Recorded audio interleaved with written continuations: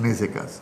Sí, el tema del tiempo, qué importante, el dato del tiempo. Sí, ¿A qué le llaman resto arqueológico? Es decir, la temporalidad importa. La temporalidad De importa, hecho, la obviamente. la antigüedad no hay discusión, pero ¿qué pasa con los más cercanos a El nuestro resto tiempo? arqueológico es todo aquel que puede dar información sobre una sociedad o la actividad humana del pasado, digamos. O sea, que Es un pueden resto tener arqueológico. pocos años y también ser un resto arqueológico. Claro, de hecho los NN que se están excavando en los cementerios actualmente son restos arqueológicos, digamos, ¿no? Y se tratan como restos arqueológicos. El punto de la arqueología es interpretar el pasado a través de los restos materiales. Es decir, lo que no tiene la arqueología es esa interferencia que es el relato de alguien de determinada sociedad que dijo esto pasó así. Esa diferencia, ese ruido no lo tenemos en el sentido de que lo que quedó es lo que la gente dejó realmente, ¿no? Entonces, bueno, ahora el ruido de alguna forma debe estar. Porque, el ruido debe estar, sí, no claro. supongo que está, quiero decir, sí. porque ¿qué pasa con los conocimientos que se van acumulando al respecto? Ya el que va a investigar, hablemos un equipo de ustedes, por ejemplo, ya está condicionado por todas las lecturas previas y las interpretaciones.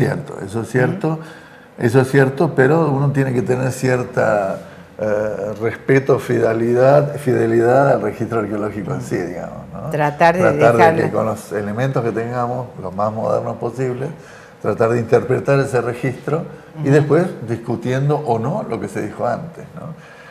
Toda obra es un constructo, sabemos, ¿no? Digamos, donde entra la ideología del observador o del científico también, etc. Entonces, lo importante es tener esa cierta fidelidad con ese registro, con el documento, con el testimonio, para poder discutir qué es lo que se hizo y ver cómo se avanza en última instancia, ¿no? ¿Y qué pasa con el lenguaje? En este rastreo que ustedes hacen del origen, este origen sin origen, digamos, pero ¿qué pasa con la incidencia del lenguaje? Si hay, porque podríamos pensar primero la oralidad, lo que se fue transmitiendo de generación en generación. Por supuesto. ¿Incide o tratan de que esto no cruzar esta información?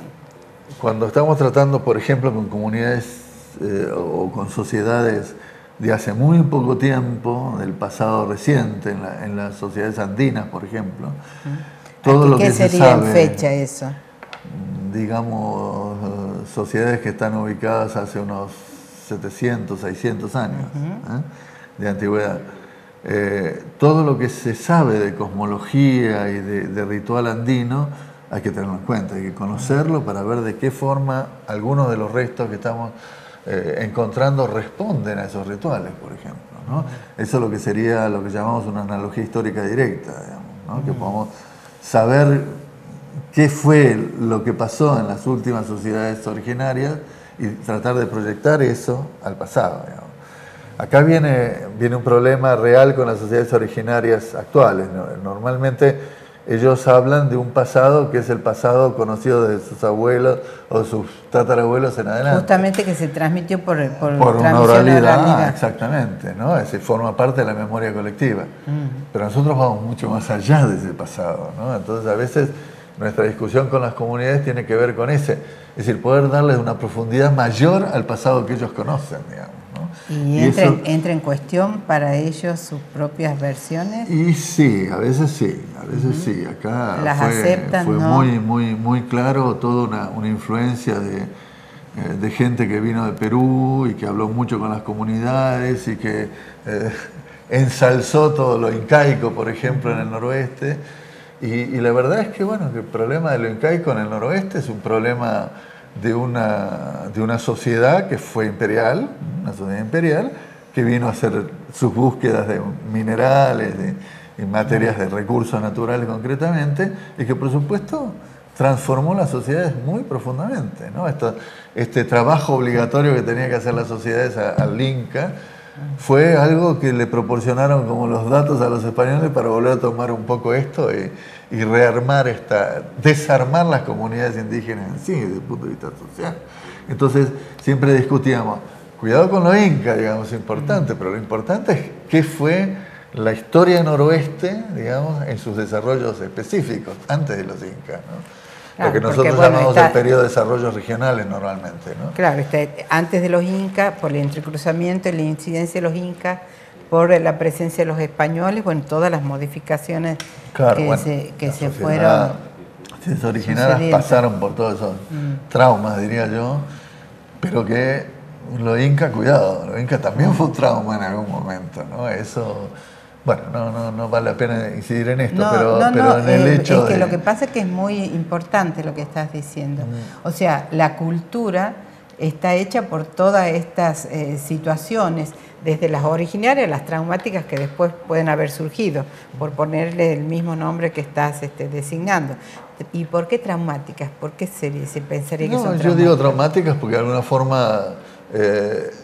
incidieron sobre la estructura de la sociedad de una forma muy contundente y totalmente externa, digamos, ¿no? No fue una decisión de la sociedad, fue una decisión impuesta, digamos.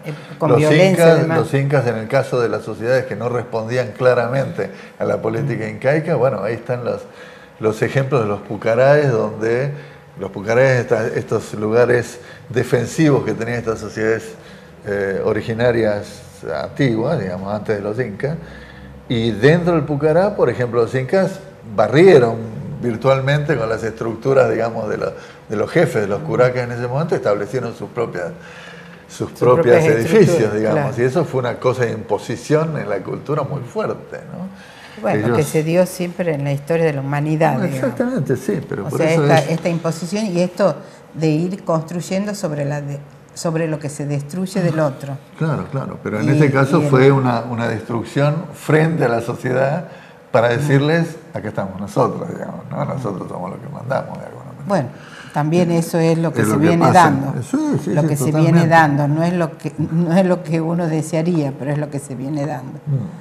Lo importante para los grupos originarios, me parece, es entender este proceso y no ensalzar lo incaico como algo, digamos, perfecto. Nadie duda del desarrollo cultural incaico. Por supuesto que no estoy diciendo esto, ¿no? Fueron genios en todo lo que sea construcción, en todo lo que sea camino. Por supuesto, usando los caminos que ya existían, mejoraron un montón de cosas.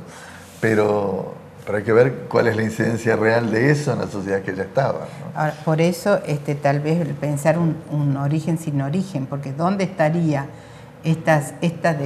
se dice sociedades, comunidades originarias? ¿Dónde está el origen? No, el origen es toda la historia que estamos descubriendo. Pero hay un punto de partida. Se puede pensar un punto de partida con el poblamiento original de América, ¿no? Que tiene cada vez, algún prehistoriador decía, el origen de la humanidad es una cuna que tiene ruedas y que se va para atrás cada vez más. Pero acaso en América, digamos, tenemos muchísimas dataciones de alrededor de 12.000 años de antigüedad, y a partir de esos 12.000 años se generó un proceso, ¿no? Notable, importante, que llega hasta las comunidades actuales, digamos. Lo que asombra, por ejemplo, la arqueología... ¿Se piensa en incidencia de sociedades de otros continentes en ese rastreo histórico? De otros continentes, en eso no estamos muy seguros, digamos, ¿no? Porque hay versiones de esto. Por supuesto que llegaron desde Oceanía, que llegaron desde Japón, la influencia de la cultura Yomón en algún momento. Todo eso está todavía entre paréntesis, ¿eh? Pero que hay un desarrollo auténtico, originario, lo hay, digamos, con toda la complejidad que implica, qué sé yo, una sociedad maya, una sociedad inca, ¿no? En distintos lugares. Esa complejidad es parte de algo que fue el esfuerzo humano a través del tiempo. Usted me preguntaba qué hace la arqueología con la oralidad y con lo demás. Nosotros tenemos un silencio enorme en ese pasado, ¿no? Pasado donde no queda ningún testimonio escrito, ¿no? Ningún testimonio escrito. Lo único que queda es los restos materiales de lo que la gente hizo. Entonces, ¿qué le ponemos? Le ponemos una especie de voces a ese silencio, ¿no? Este es un poco el trabajo nuestro, ¿no? Y llenar de voces ese silencio. ¿Y las voces de quién? De esta gente que vivió y murió para dejar en el término de su sociedad un mundo mejor, ¿no? La imagen que se me presenta es casi la de un abismo, ¿no? Un abismo, es el abismo del tiempo, ¿no? Cuando habla del tiempo, fíjese, mire, acabo de venir de ser jurado en una tesis doctoral muy buena de una chica, González Baroni, soy profesor en la carrera de Arqueología de la Facultad de Ciencias Naturales. Bueno, en esta tesis ella estudió una serie de enterratorios de la zona de Antofagasta de la Sierra. Enterratorios donde hay partes de individuos, solamente partes de individuos, no están los esqueletos enteros. Esta gente ha traído partes de los individuos, los ha enterrado en el lugar, y por lo menos en 2 eventos distintos enterraron partes de individuos. Incluso cuando seleccionaron los huesos completos de un esqueleto, donde estuviera ese esqueleto, seleccionaron las partes derechas, por ejemplo, ¿no? Y trajeron estas partes derechas. Claro, ¿cuál es el significado? Tiene una datación de alrededor de 1300, 1400 años AP, antes del presente.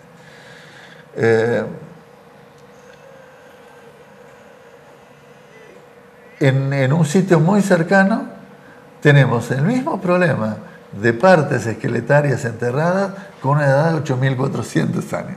Oh, qué diferencia. Quiere decir que durante 8000 años estas poblaciones utilizaron los restos esqueletarios de sus antepasados como reliquias para marcar sitios, para integrarlos a los espacios de vivienda nuevos. Entonces se desmantela estos esqueletos y se llevan parte a los otros lados. Y tanto es que, bueno, obviamente se reparten dentro de los linajes, dentro de gente del linaje que se lleva parte de los esqueletos. Entonces, si usted mira la profundidad temporal de una práctica, es fantástica.